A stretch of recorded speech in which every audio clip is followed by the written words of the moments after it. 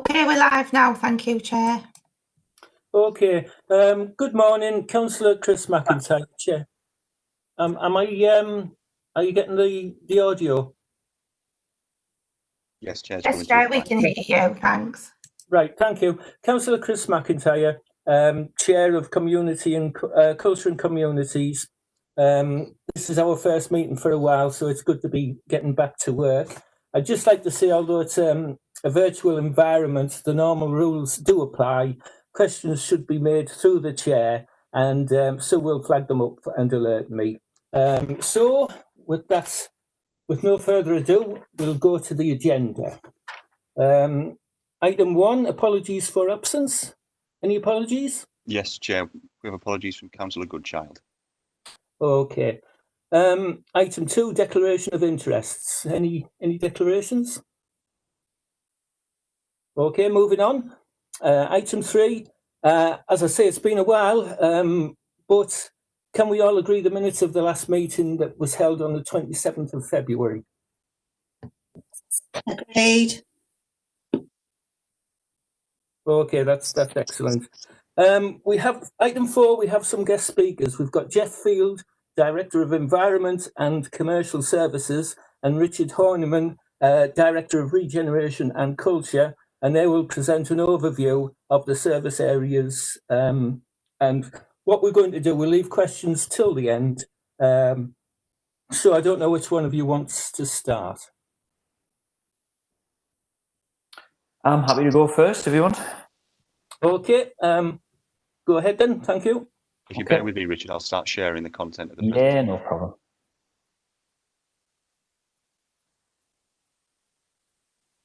Just wait while Scott sorts himself out. So you might have to share the content for me. Unfortunately, I can't do it from my end.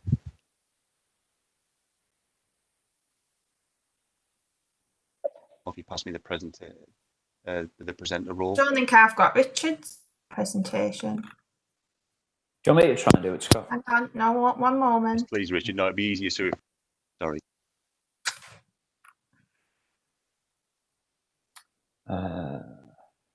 Right. So how do I do it, Scott? I'm not the host. Oh, you've got it there.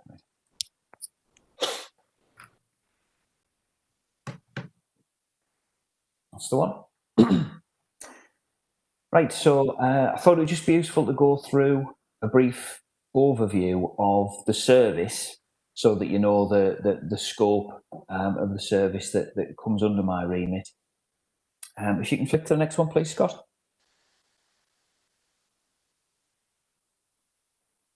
So just to put it in context, the Culture Service now sits within the Directorate of Regeneration and Culture, and it sits alongside economic growth, infrastructure planning, capital projects, design services and housing.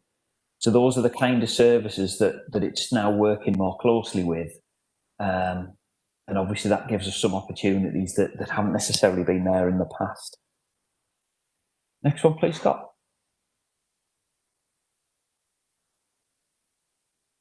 Right, the parts of the service that we have are broken into a number of areas. The obvious one that we have first is about venues and museums. So we've got the Town Hall concert venue, we've got Middlesbrough Theatre, and we've got Newham Grange Leisure Farm, all of which are quite high volume visitor attractions. We also have 2 museums in terms of the Dorman and the Captain Cook. And then we've got parks and open spaces. Now we've got quite a lot of parks and open spaces, but the 2 main ones are obviously listed there. Next one, please, Scott.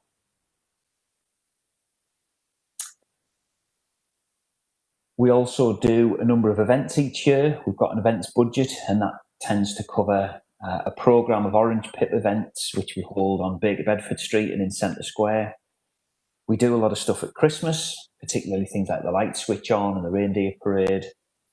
But we also put money into other things like the Mela, Discover Middlesbrough, and a range of smaller events. And we try to do everything we can with events to help other people raise money, help other people put them on, but they're the key ones that we fund. We also have sport and leisure that falls within culture. So we've got all of the contract management arrangements with SLM.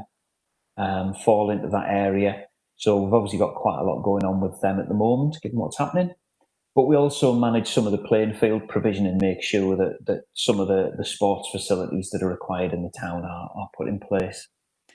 And then the last bit of it, which is a little bit of a catch-all, it's the arts development side of things, which is about arts projects, music projects, things that engage the community, things that people from different organisations do in partnership with the council, but also things that we try to stimulate, not just so that people are getting involved in culture for all of the cultural benefits, but there's obviously all the public health benefits and a whole host of economic benefits that come with that work as well.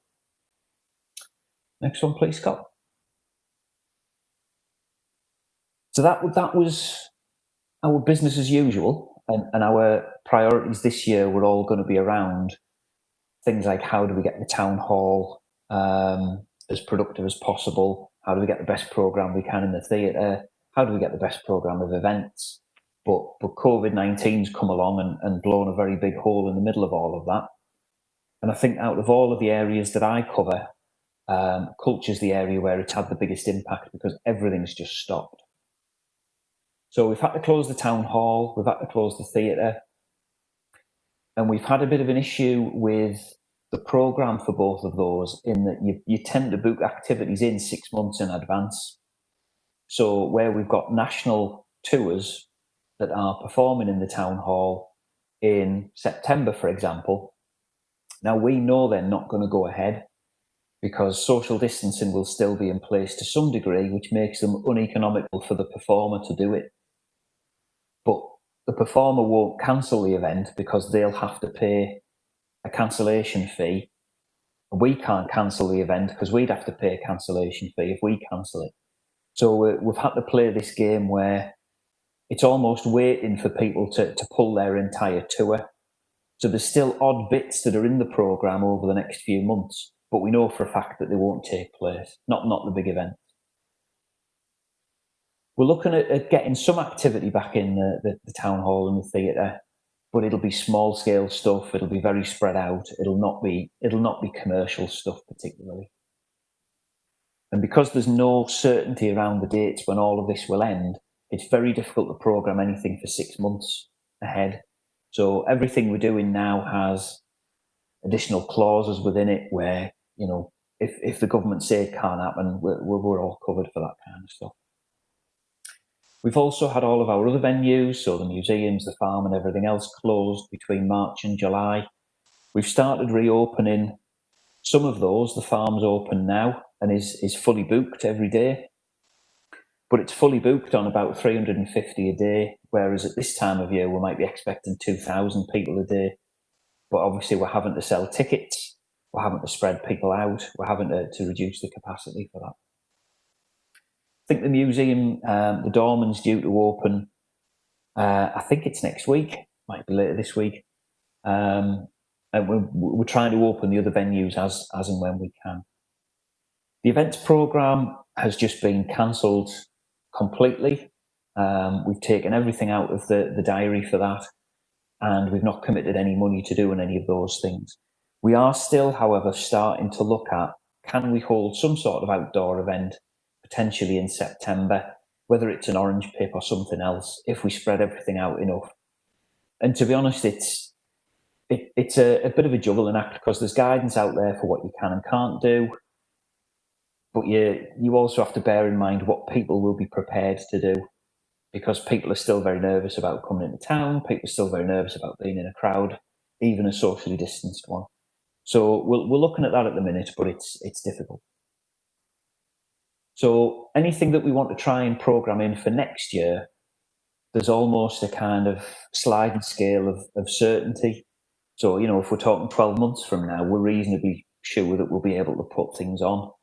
But between now and that 12 months, you've got different degrees of how certain we are, and that's going to dictate the size of things that we try to put on.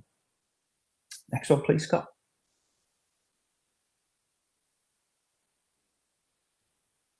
So our new priorities for this year are trying to get all of the venues reopened safely.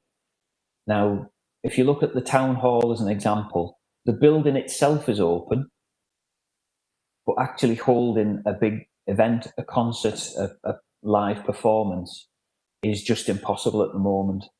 So we're looking at everything we can do right up to that point that can be done safely, and will be guided by the kind of the public protection guidance around all of that as it develops. But we've got to try and retain customer interest. We know when we closed the town hall previously for the refurbishment, when we reopened, we'd lost all our audience because they'd gone somewhere else.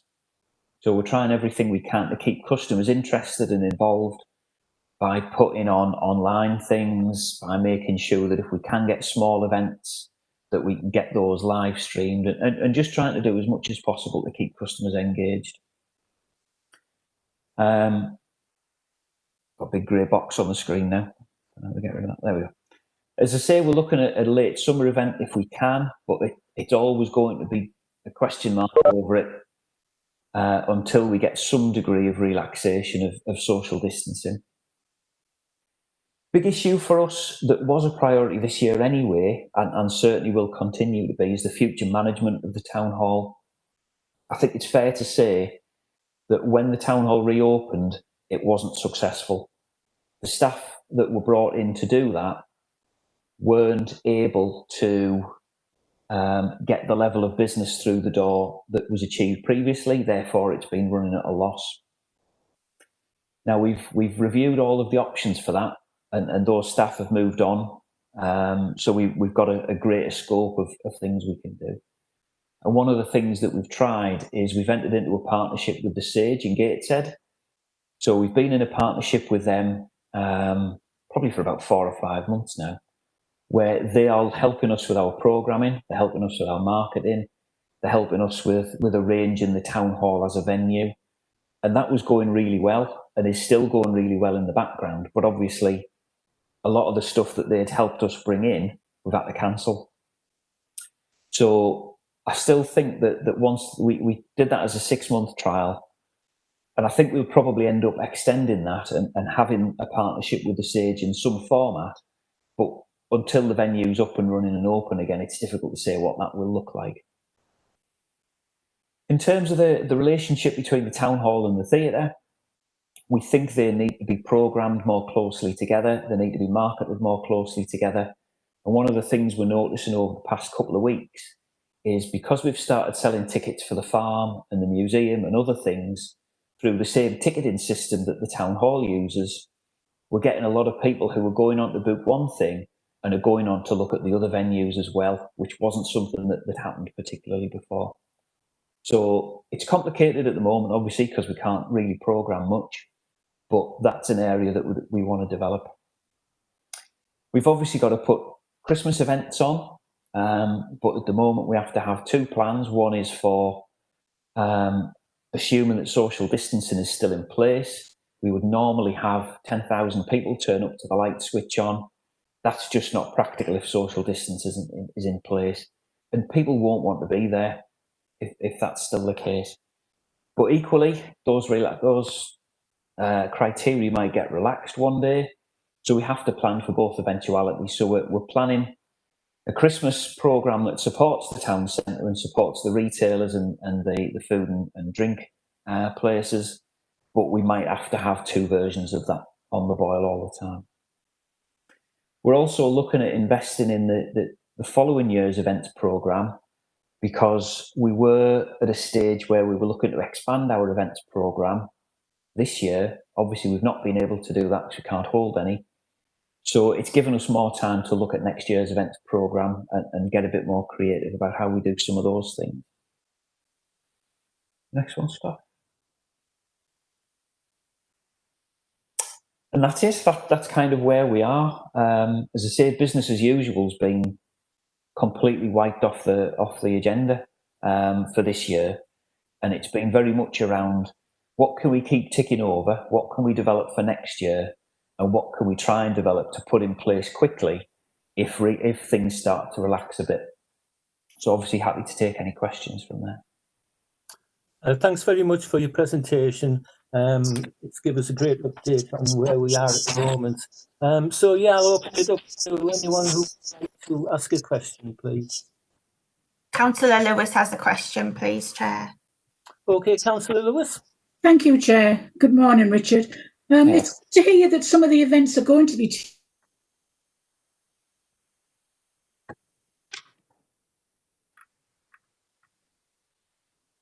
and some. I'm sorry, Linda, I don't know whether that's done it for everybody else, but you broke up a bit there. We have to try. Thank you. Just to thank you, really. Did you hear all? I didn't, sorry. So as it was a thank you, could you repeat it, please?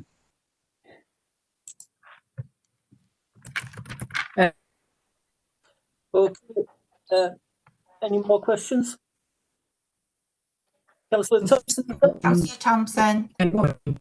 Thank you, Chair. Can I just ask Richard, I know it's a bit doom and gloom, but do we know what the cost will be to us with all these venues being closed and we've got no revenue coming in? Thank you. Well, that's a difficult question because the answers that I can give you are so varied. I'll try and explain the situation.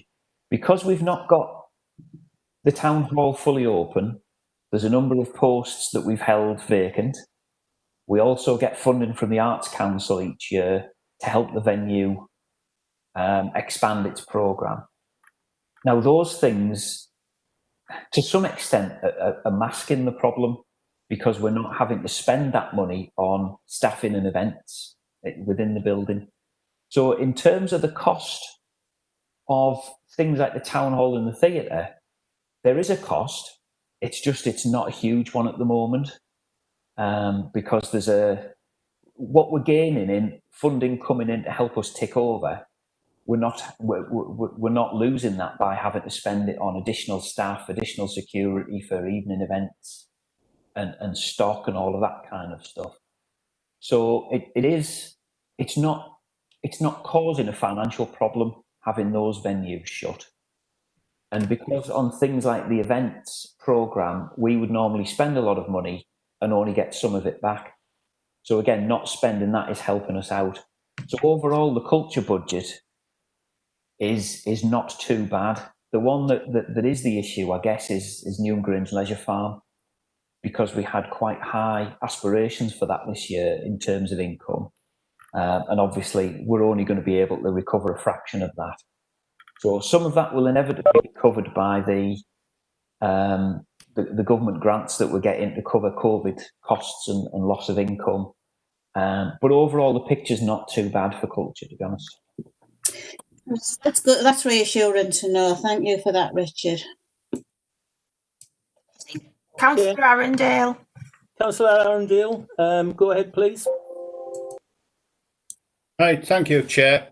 This is a comment. It seems this is live. I think that's just to let the public know.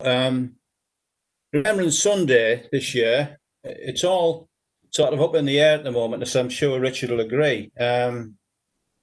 So just to let people know that we can't set plans for it in any shape or form. Jolie Lewis is working on it, but at this moment in time, like everything else, we're so uncertain about it all. We simply don't know what's going to happen. So if the people bear that in mind, we will let them know as soon as we possibly can. If the event can take, in any shape or form, we will let them know. But at the present time, it's all up in the air, as Richard said. Thank you, Chair. Could I just comment on that, please, Chair? Yes. It's a really good example from Councillor Arundale that we've got an event like Remembrance Sunday is largely the same format every year, but you still have to plan it so far in advance that uncertainty at this point in time causes you a real problem for November.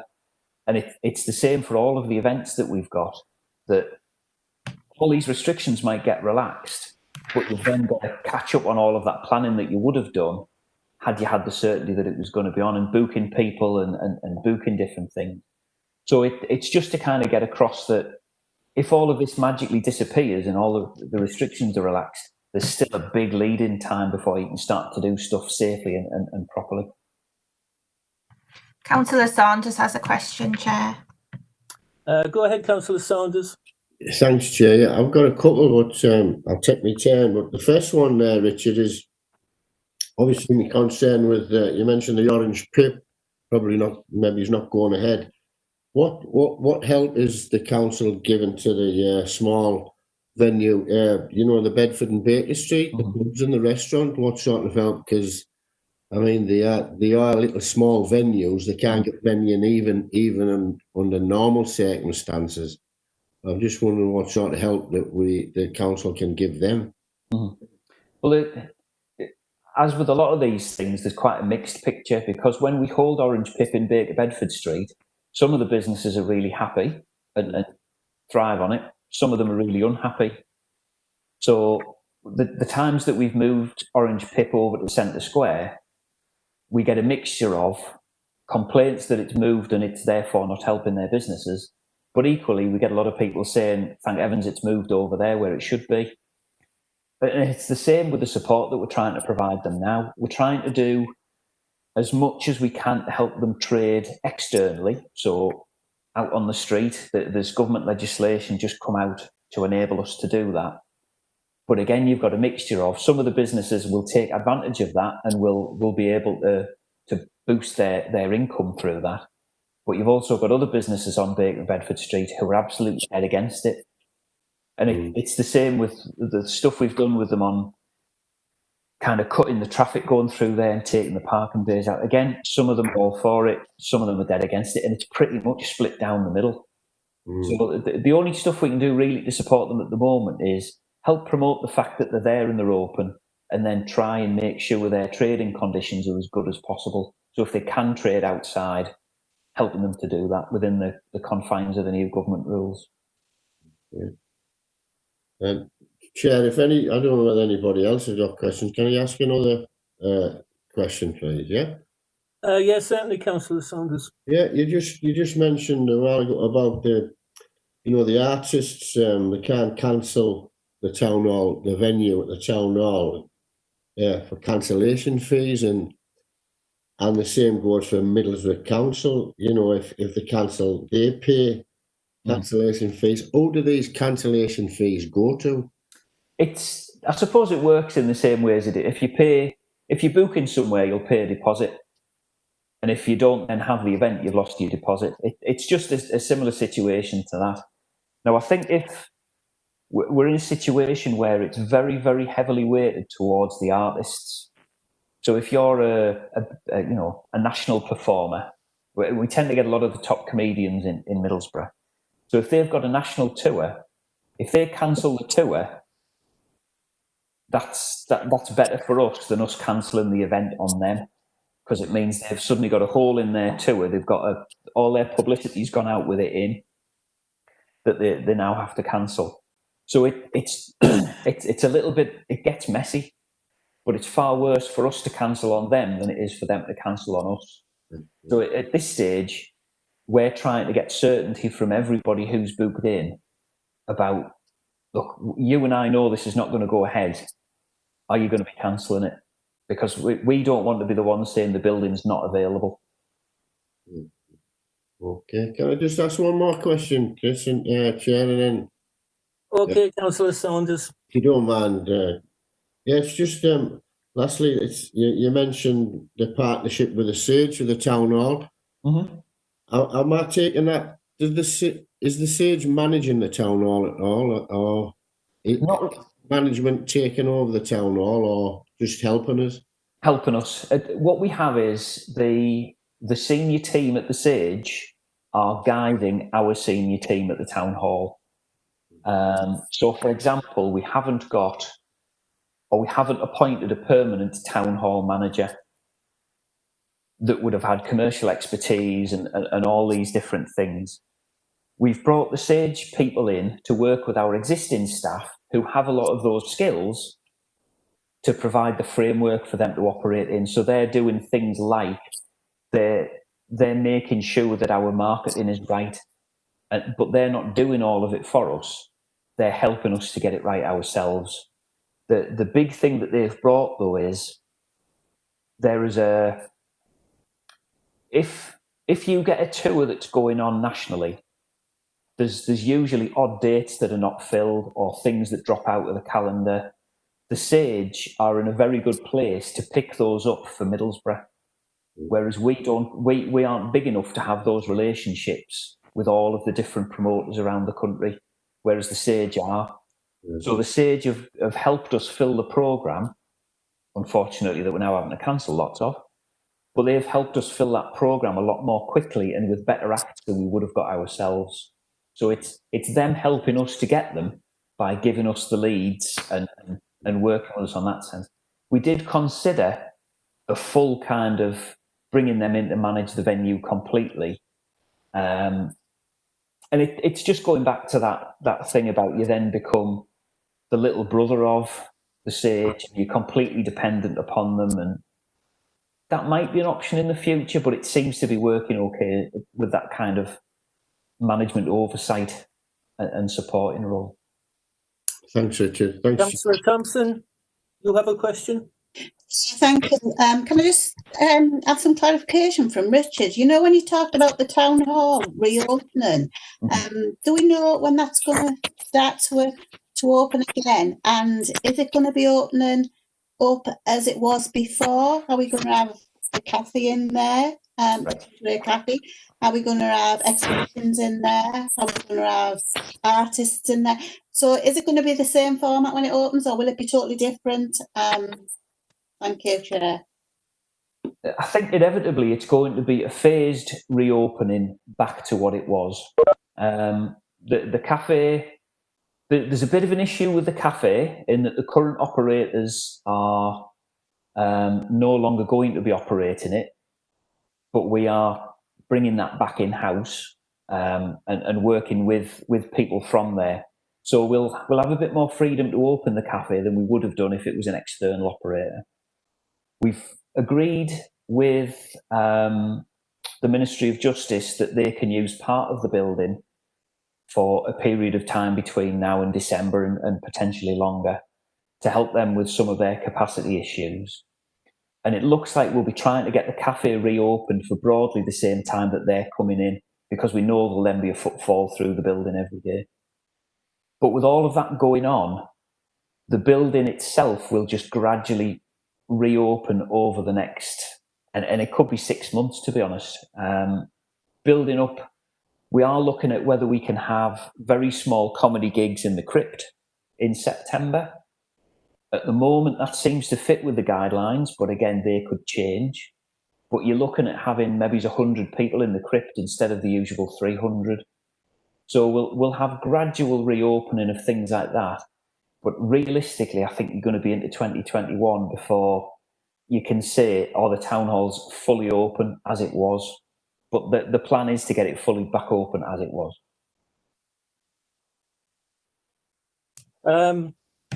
Councillor Ostrom would like to ask a question, please, Chair. Right. Okay, Councillor, go ahead. It's not a question, actually. It's just a comment. I mean, Richard said that we lost a lot of our audience during the refurbishment because people were able to go elsewhere. But of course, at this point, they're not able to go elsewhere. And I'm actually reassured by what you've said, Richard, about the way you're trying to attract people back in. It does sound quite positive, and I'm pleased about that. Thank you. Can I just comment on that, Chair? Yes, go ahead. We've done a few bits online, and we did quite a bit around things like VE Day. And I'm surprised how many people have engaged with them. And it's just little things like that. There's nothing you can do really to get a customer constantly engaged over a very long period of time. It's just got to be drip feed stuff. But I know as I bought tickets for an event, and some of the marketing stuff I've had through since has been really good because it's made me feel as though, and you'll have seen some of the promotional stuff outside the building. It's been well thought through, just to help, just to let people know that it will reopen, normality will resume in terms of this. It's just at the moment we're all in this situation where we can't give you any clarity on it. So it's just about keeping people in touch and trying not to lose their audience. But you're right, they can't go anywhere else at the moment. Councillor Thompson?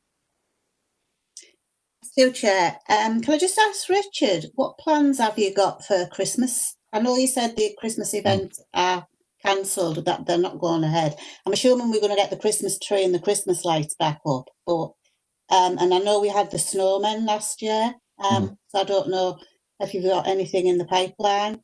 Thank you. The lights and the tree and everything is all still planned, absolutely, and hopefully an improvement on those things from previous years. Things like the snowmen, for example, I think we're looking at putting the snowmen in different places each year, just so that they don't lose their impact. And obviously we're looking at a big Christmas programme at Newham Grange Leisure Farm, which is probably where we'll end up using those. But in the town centre itself, we're caught between kind of these two scenarios. One is, do we pay, because we've got a range of options that we've looked at, do we pay for things, whether it be the ice sculptures that have proven really popular in other towns, or an equivalent of the snowmen, or something like that, where the sole purpose of that is to draw a crowd, and to draw a crowd around one single location. And it's just too risky at the moment. So we're trying to look at different things where it's about moving people around the town. So that might be about investing more in how people dress shop windows, all those kind of things that would be more about a trail where people will go around the centre, not stand in one place. But at the moment, it's really difficult. So we've got the kind of the core elements that we'll either do them, or we'll do a very light version and do it online, which will be things like the light switch on, the parade, and all of that kind of stuff. But we are looking at alternatives. And if you look at the parade, for example, we've got alternatives whereby normally everybody comes into town to look at the parade and they're all crammed in. So we're looking at options of, well, do we take the parade to where people are? Do we take the parade around the town? And all those kind of things. Now, that's one way of engaging people around Christmas, but it doesn't really do anything for the retailers. And we know they're going to be under a huge amount of pressure. So it's difficult to say at the minute, this is what the two versions of the programme will be, but we're trying to balance up things that will have people wanting to come into town, but aren't going to have them stood in one place. And then things that will just be about engaging people across the town in, similar to the town hall audience. We don't want the town centre to lose its audience either. Thanks, Richard. Any further questions? Chair, Councillor Lewis has a question, but can I also just advise you that Councillor Dodds has now dialed into the meeting. So Councillor Dodds, you'll see us calling user 2. Thank you. Thanks. Councillor Lewis, would you like to go ahead? Thank you, Richard. Still going on about Christmas, the theme of Christmas. The theatre with the Panto this year. Yeah. How will that be managed? God, that's a difficult question, because the Panto for the theatre is the thing that keeps it going. It's the one show that you guarantee will provide a lot of income that helps it through the rest of the year when it's not as full. So cancelling the Panto is a huge step, and some Pantos around the country are getting cancelled, others are not. And I think we're just keeping it under constant review at the moment. And I think we've got a date, I think it's in September, where we have to make a decision on that. But I think we're going to hold on till the very last minute to do that, because it's one of those things where you hear from other venues, well, we've cancelled the Panto because there's no way it's going to happen. But then the restrictions have eased a bit. They might ease again. And we don't want to make the decision to cancel it and then find we could have held it. So we're going to try and hold on, and I think we're going to make a decision at some point in September. Because people can buy tickets all through the year for the Panto. So obviously they would be refunded. Yeah, we've got quite a good process for refunds now, because we've given thousands of them out recently. But there is an issue that we're seeing, or we were seeing very early on in the coronavirus stuff, where even though you've got an event on and you're doing the promotion that you were doing before, nobody was buying tickets. Not necessarily for the Panto, but for other shows, even though they were next year, because people I guess it's like booking a holiday, isn't it? You're tying up some of your money and there's still a doubt over whether it'll happen. And if it moves, whether you'll be available on the rescheduled date. So people are just hanging on. Right. And a lot of the shows that we still have in the diary that have gone in recently, the sales figures are really low compared to what they would normally be for that same show. And I don't know what they're like for the Panto, but it won't be selling in the way that it was, or we would normally have expected it to, because people will wait and see. And they know that it won't be sold out, so they know that they can wait and see.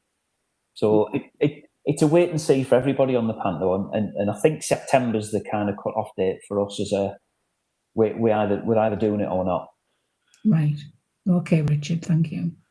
Thanks, Richard. Any further questions? I can't see anyone with a question. So I'd just like to say to Richard, thank you for your time. It's been very informative. We really appreciate it. I'm hoping Jeff Fields is there. Can we have a presentation, please? Hi, Chair. Yeah, I am here. Looks like someone's going to start to show something. That's good. I keep phasing in and out from my laptop, so forgive me if I disappear. I will reappear, a bit like one of the pantomimes you just talked about, but you'll just have to bear with us a little bit, I'm afraid. Okay, great. So I'm Jeff Field. I'm Director of Environment and Community Services at the Council. So what I'm going to do today is talk about our community side of our department. And Scott, if you want to go to the next bit, that'd be great. Essentially, there's three bits to the community side. There's the library hubs and the community bit that takes place. There's the community safety aspect, and there's a little bit of stuff about migration, which I'll take you through. In terms of libraries and hubs, clearly, as you'll all be aware, there's been quite a significant effect of COVID-19, and we had to shut the libraries and the hubs down very quickly when the outbreak occurred. And a lot of staff that were working in the libraries and hubs moved quite quickly into helping the COVID-19 response, and I'm very grateful for all of the work that they did around that. We're now at the point in terms of our recovery to start bringing the libraries and hubs back into operation. And from the 4th of August, which is next week, then we will start to open the libraries and hubs, and communications hopefully have gone around. If not, they will be going around indicating what will be happening in each of the libraries and hubs. Initially, it will be kind of click and collect service for books. It will be ensuring that partner organisations are operating in there. The community groups are operating in there. Most of the hubs will be working over 2 or 3 days a week initially, and we'll keep that under review. And then obviously we'll change that and expand that when we can, with the idea of hopefully getting back to normality at some point. And I'm sure we'd all very much welcome that. Obviously, we've risk assessed all of the premises, and we've got new operating procedures in place to ensure that people who do use our libraries and hub service are perfectly safe in doing so. Martin Harvey, who also operates in that area, heads up that area, is also looking at volunteers across the council. And one of the things that we are doing as well is looking to bring our volunteer services back to work with the council on all of the great stuff that they are doing alongside us. Okay, Scott, do you want to move on to the next bit, please? Thank you very much. In terms of the community safety side of it, there's two aspects to this, really. There's the strategy side, in terms of the planning, what we would like to do, and then there's the doing side of it, the operation side of things. And as a matter of fact, we are under review in that service area at the moment, and we're restructuring that part of the service area to reflect that. One of the most important things that we do is that we obviously have a statutory responsibility for the community safety partnership and the development of a community safety plan. That's where we work with lots of other organisations, fire and rescue service, health, probation, police, etc., to come together and not only write a community safety plan, but also undertake actions to implement it, and then constantly review what achievements we've had around that. And we're in the redrafting phase of that at the moment, and we have a first version of that with partners, and we're hoping within a month to pretty much bottom that and have a community safety plan that we can move forward with. Inside of that, we also undertake the action planning around domestic homicides as well, and that's one of our statutory responsibilities in there, to make sure that any actions that come out of the domestic homicide case reviews that need implementing are implementing. And then once we've got the idea of what we want to do and how we want to do things, and one of our main priorities, then clearly we need to do something about it. And as you know, in terms of the operational side of community safety, over the last number of months, there's been a significant increase in the number of neighbourhood safety wardens out on the streets, and they're about 7 months into the kind of the new expanded service at the moment, and again, they've very much been helping us significantly on COVID-related issues as well, and some of the stories have been magnificent in terms of the things that our community safety wardens have been doing. As I said, that part of the service is being reviewed at the moment, and one of the things that we want to do is have a much more focused view of how we direct our community safety warden activity.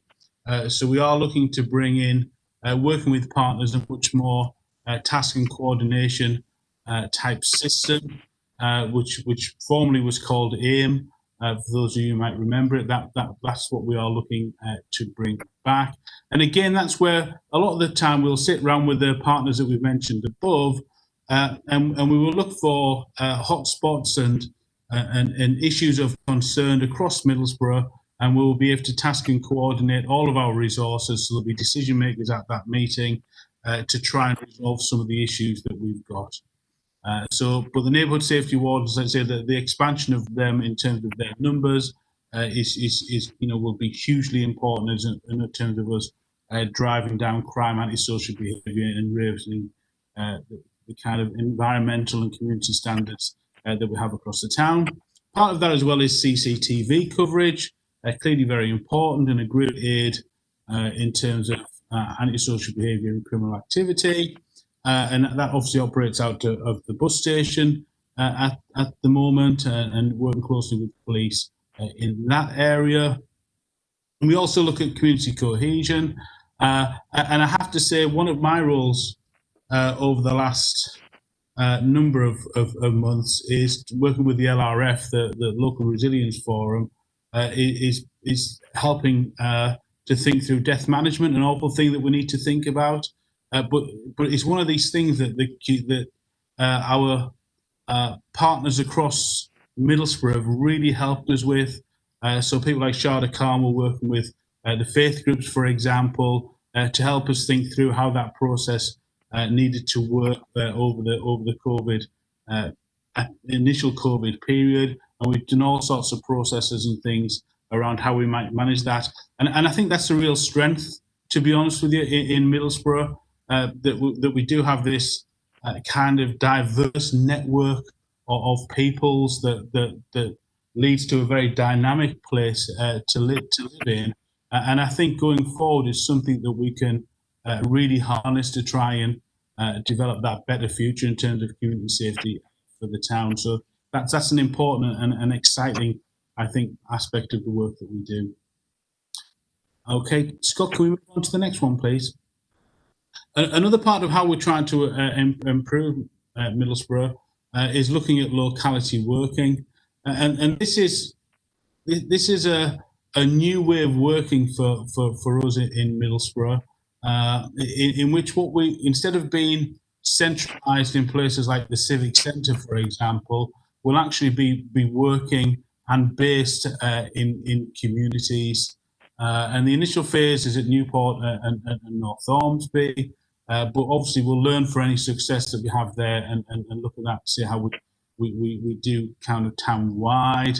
That kind of locality work and implementation has been slightly delayed due to COVID, and we took a report to exec just recently to explain how that has been delayed. It's by months that it's been delayed. However, initial locality working is taking place, and those parts of the world that are back in operation or close to BAU are starting to work much closely together. So, for example, we have joint patrols between police and neighbourhood wardens, for example.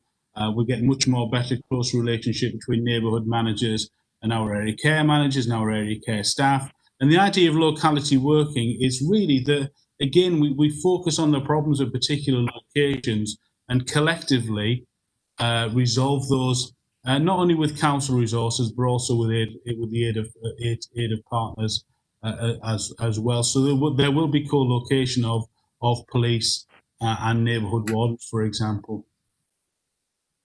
Okay, and the last bit of the work that I do, if we could just move on, Scott, and it's really interesting piece of work, is that we also host the North East Migration Partnership. So obviously we get a lot of new arrivals, asylum seekers, migration activity coming into the North East, and we host the kind of coordinating arm for that for local governments across the North East, and I act as the North East Chief Exec on the national forum that looks at those particular issues with the Home Office. Again, has been doing some magnificent work through COVID, supporting refugees and asylum seekers across the North East, and indeed, obviously, in Middlesbrough. So that's kind of an overview of the section. Quite a wide-ranging section, actually, undertaking a lot of significant activity. And so our kind of priorities really now are really the issues that we've talked about.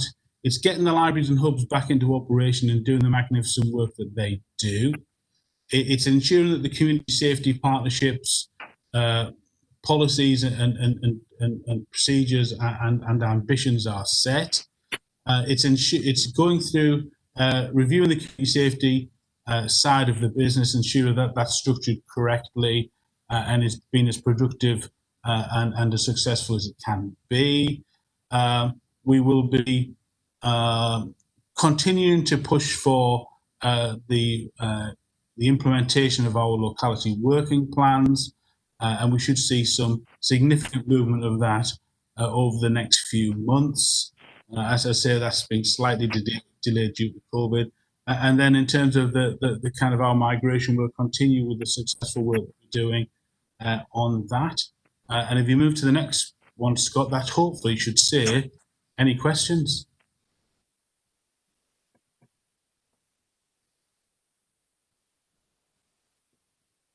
Thanks, Jeff. Yeah, I'll open it up to our members. Councillor Arundale and then Councillor Thompson, Chair. Thank you.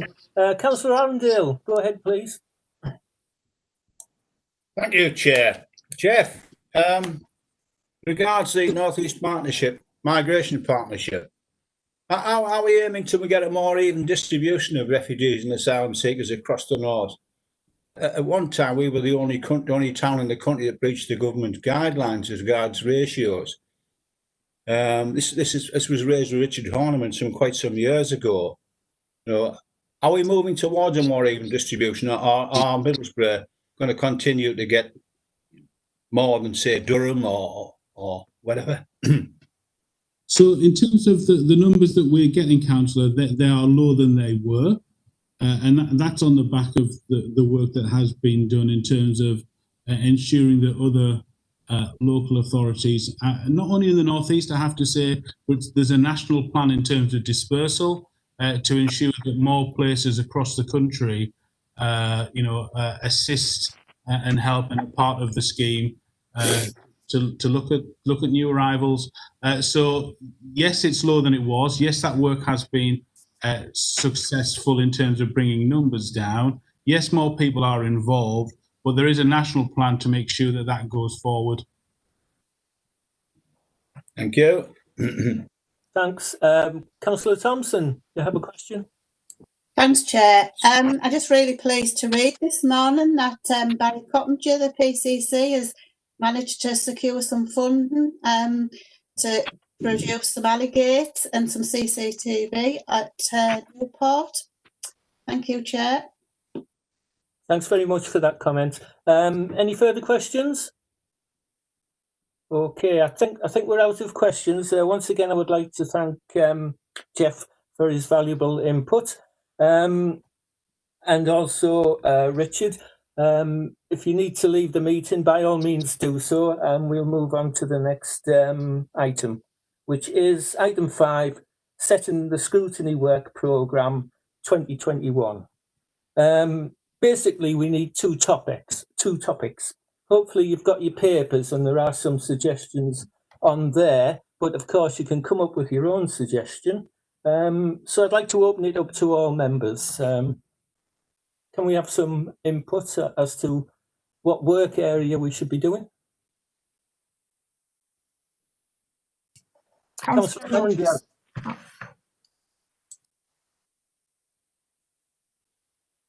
Hello? Is that me? So, or was it What was it, me? I couldn't hear. Shall we have Councillor Arundale and then Councillor Lewis? Thanks. Yeah, I'm sure. On my end, I don't know how it is on other people's computers. Sorry, Councillor Arundale, go ahead. Yeah, I'm sure it's going to be brought up probably by Linda Lewis, is that we need to look at what's happening with the wardens. I'd also like to look, I don't know if it's on the list, the services for the elderly in the town. So, I think it would be a useful subject to look at. So thank you, Chair. Thanks, Councillor Arundale. Anyone else with suggestions? Councillor Lewis, Chair. Thank you. Councillor Lewis. Councillor Arundale is right. The integrated enforcement team, it does need looking at, because I do think there's scope for improvement. But the adult social care, is it the elderly? Maybe that's for a different scrutiny, I may be wrong. But definitely I like to look at the integrated enforcement team. And also another one was the cultures, the arts, because we've suffered with the virus at the moment. And it would be good to know, well, is it good to know how they've been affected and maybe what we could do to help support in that area? So maybe we could look at that one. Thank you, Chair. Okay. Councillor Thompson, you have a question or a suggestion? Yeah, I agree with Linda Lewis. I would like to look at into more depth of the community enforcement and around the wardens. And yeah, around the venues and the revenue and the loss of funds. I'd like to look around that as well. Thank you, Chair.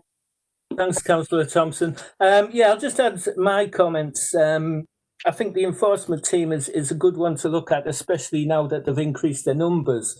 So it would be interesting if we can get some up-to-date data as to has it been more efficient since we've got more, and look into the strategies that they use. And also, Councillor Lewis, you mentioned the culture aspect. Of course, that's part of our remit, culture and communities.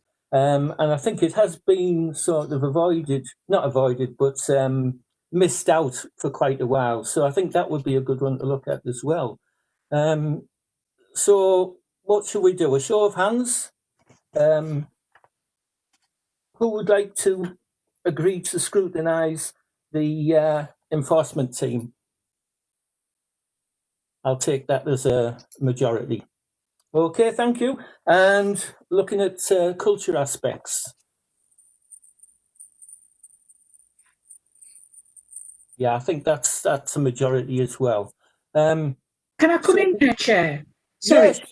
Are we looking also at topics? Updates. Because I think we should maybe do an update on selective landlord licensing at some point in the future this next year. Yeah, I totally agree. We'll pencil in that for the future. Thank you. So, Scott, could you make a note of the subjects we would like to look into? Yes, Chair, will do. Just to, through you, Chair's advice to the panel as well, the report in front of you lists prospective topics of which the panel has agreed to examine the main two. There's an extensive list of updates that the panel is required to receive. I don't know if the panel want to approve the report as a whole, thereby working the updates that are cited into the entirety of the work programme across the forthcoming year, or if the panel see fit only to receive a certain amount of those updates. I'll leave that to the panel, Chair. Okay.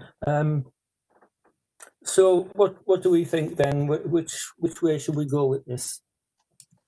Chair, Councillor Arundale, Councillor Ostron and Councillor Thompson had their hands up. Also, Carolyn Dodds has joined the meeting again, so I don't know if you want to maybe go to her after those three councillors and see if she has any questions. Okay. So, Councillor Arundale? Can I suggest through you, Chair, that we make a decision on those matters at the end of the first meeting we have? Yeah, I think that's a good idea, actually, Councillor Arundale. Yeah, we'll make a note of that and we'll move on, I think. Where are we? Got so many papers. Oh, yeah. We need to have a schedule for the meetings. I was quite happy with the way we had it before, sort of the last Thursday in every month, starting at 1 o'clock.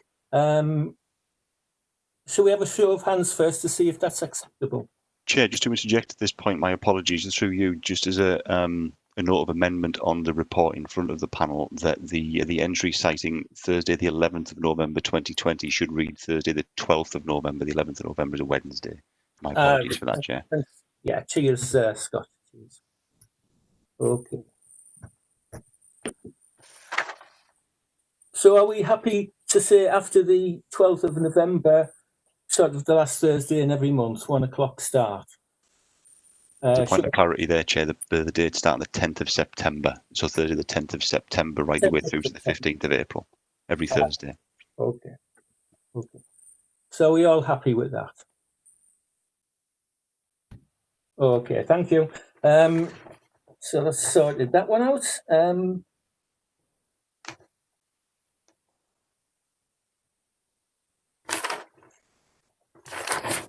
Excuse me, Chair. I think Councillor Carolyn Dodds is trying to speak. Can we just go to her if I just unmute a microphone, see if she's there? Right. Councillor Dodds, if you're able to, we'd like to hear from you. Hello. I can't. When you're asking for a show of hands, for some reason my video is gone. Whether it was because I dialed in on my phone, I don't know. But I'm actually in on the tablet now. If somebody could. I don't know how to get the video back, but I'd like to say I agree with the choices. Definitely the enforcement team. I think we definitely need to look at that, because I know COVID has affected it, but I definitely think there needs to be some improvement in the way it operates. Thank you. Thank you, Councillor Dodds. Okay, so we've agreed the meeting dates. We'll move on then to item 7. The OSB update. So can I just ask her, when you're on about the meetings, so is the next meeting November the 10th? Is that what we said? That's correct. No, it'll be September the 10th. Sorry, Chair, to interject. It'll be September the 10th, the first day. September the 10th, right. Yeah. And that's 1 o'clock? Yes. Thank you, Chair. Okay. Yeah, so I will move on to the OSB update. Let's have a look. Yeah, the Executive Member for Regeneration and Executive Director of Growth and Place spoke of efforts to reinvigorate the town's economy after the impact of COVID-19. We also had updates from each scrutiny chair, and also the chief executive explained efforts to implement test, track and trace, and gave us an update of the council's financial position. Okay. So that's so moving on. I think we're nearly there. Item 8. Any other business? Any other urgent business? Okay, I'll take that as none. So thank you for a very worthwhile meeting. It's good to be back, and I'll declare the meeting ended. Okay, thank you. Thank you, Chair.